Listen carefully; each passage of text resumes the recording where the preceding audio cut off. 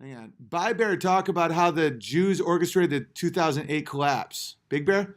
I don't know that. I don't. I think it was the combination between the banks and our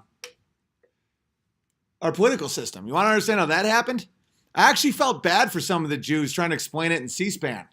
Because what happened was the fucking liberal retards were like, everyone should have a house. And all these like low IQ retards are like, I should get a house. And they're like, vote for me and we will give you a loan. And the Jews are like, we've done the risk reward situation and that's a bad idea. And they're like, shut up, Jews. Everyone gets a house. They're like Oprah, right?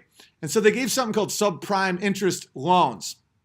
And the thing that happens with banks, and for as horrifying as the Rothschilds are and a lot of the international banking policies, IMF, all this shit, this really is an issue that banks have to deal with when the fucking the leftist retards just give away shit. Any bank that doesn't participate goes out of business, right? So when you got Goldman Sachs being like, hey, DeMarcus Tyrannosaurus Kool-Aid over here, his credit score is actually negative. I've never seen that. And Billy Bob Retard who wants to get like 9 more jet skis. These are bad loans, guys. And the government's like, but everyone deserves everything they want as long as they vote for me. And then as soon as the first people start with subprime interest rates or an ARM, adjustable rate mortgage, you want to get in a fixed 15 or 30 year, right? That means that the interest rate won't fluctuate. You can write off the interest, building equity, all that. Subprime, let's say you get a loan at 3%, but it can fluctuate. So you get the loan at 3%, your payment is $1,000 a month. You're like, even Tyrannosaurus Kool-Aid can afford that. Then out of nowhere, it goes up to 30% or 15%, and now it's $2,500 a month.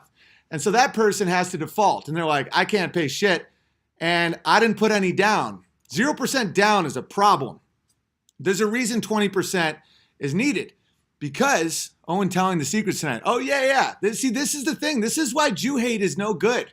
Because if you just blame the Jews and you don't look at how it all works, you can't protect yourself ever. So the Jews at the banks have to give the loans because if they don't, someone else will, and they will be outcompeted in the marketplace. So this all stems from the satanic bond between banks and government. It also used to happen between churches and government back when Martin Luther got involved. Same with when the Puritans bailed. These were like, the churches would act like banks.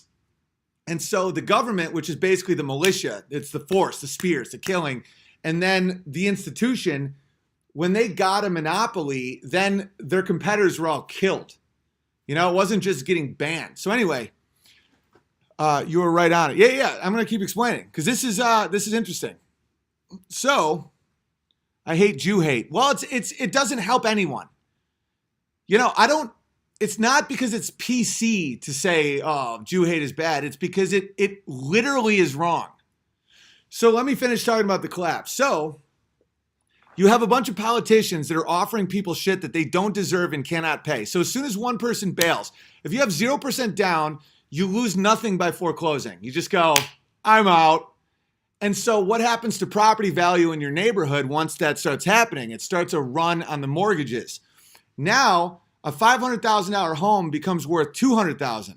Let's say you have a $400,000 mortgage. You're now underwater. That means you owe more than your house is actually worth. That's a horrifying position to be in. And that started happening all across America. And why was it?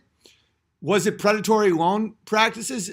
That problem is way, way, way bigger with the Federal Reserve, with the IMF, with these international banking systems that literally print money and bail out countries and fuel wars. That's the problem. These mortgage rates and stuff, it's less about predatory and more about marketplace competition where the government sets up a policy that's insane, where they're like, everyone can get a house. And then it's almost like when Kennedy was like, I say we go to the moon. And NASA was like, Kennedy, we can't go to the moon. He's like, I say we go to the moon. And so then they have to start lying and cheating and faking. It's the same with the bankers. You know, the bankers are, a lot of them are slaves. Until you get to the top of the pyramid, even those guys are slaves to Satan, but they work 90 hours a week, a lot of stress, a lot of suicide. And so they have to give these loans. And then when it all falls apart, and another thing, they would bundle the loans. So if one person takes on debt of Tyrannosaurus Kool-Aid, this guy with a negative fucking credit score, he'll take a bunch of these loans, bundle them up, sell it somewhere else. That person doesn't even know where these are coming from, and the credit score has been manipulated. And now you have like a black ooze, like a cancerous cell in the economy. And now it's getting passed around. People are making money on it. Fractal reserves are happening. Cha-ching, cha-ching. You're building up this Ponzi scheme that when it collapses, it just goes boom. And the problem with a lot of these things is, unlike Bernie Madoff, when you can say that guy was in charge of the Ponzi scheme, with this shit, there's so many hands in it that you can't even pick it. You can't even figure out who did it. And our economy is set for an absolute disaster. Guys, our debt is not slowing down. It's exponential, and it's based on nothing. So that's why I'm building fences, getting seeds. Like, it might be tomorrow, it might be in 20 years, but when it collapses, millions will die.